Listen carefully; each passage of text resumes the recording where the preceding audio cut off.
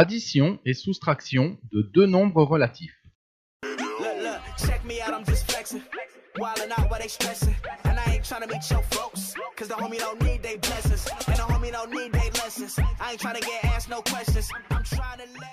Au foot, les deux équipes n'ont pas le droit de se battre. En mathématiques, c'est pareil. En mathématiques, on a l'équipe des positifs et l'équipe des négatifs. Ici, les positifs qui apparaissent à l'écran sont 1, 2, 3, 4, 5, 6, 7.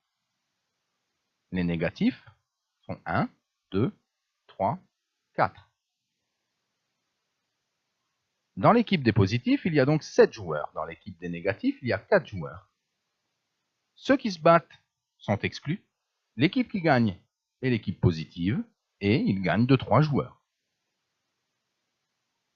Autrement dit, en mathématiques, on écrit 7 joueurs chez les positifs, auxquels on ajoute 4 joueurs chez les négatifs.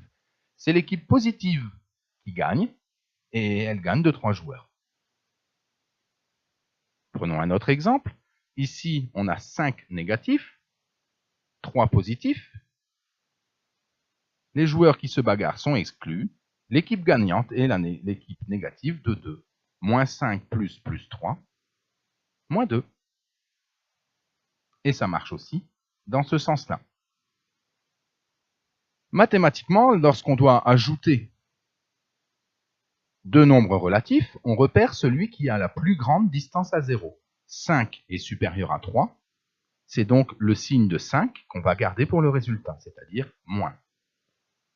La distance à 0 du résultat est la différence des distances à 0. 5 moins 3 égale 2. Pour la soustraction, si je veux neutraliser deux joueurs positifs, je peux ajouter deux négatifs. Je reviendrai au même résultat. Si je veux neutraliser deux négatifs, je peux ajouter deux positifs.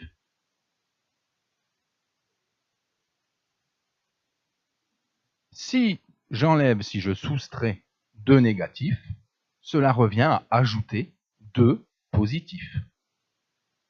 Si je soustrais deux positifs, cela revient à ajouter deux négatifs, deux membres de l'équipe opposée.